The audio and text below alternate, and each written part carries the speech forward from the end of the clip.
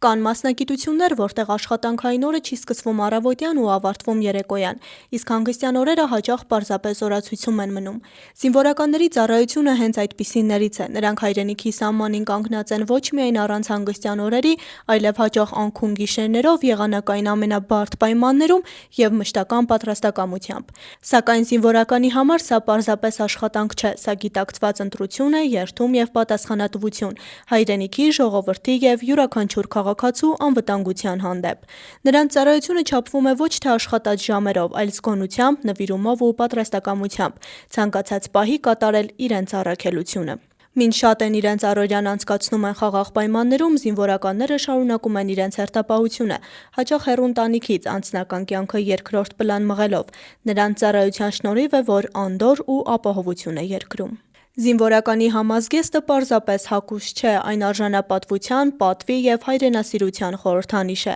իսկ նրանց ծառայությունը հիշեցնում է, որ հայրենիքի անվտանգությունը պահանջում է ամենօրյա նվիրում, հաստատակամություն և երբեմն նաև անձնական զոհողություններ։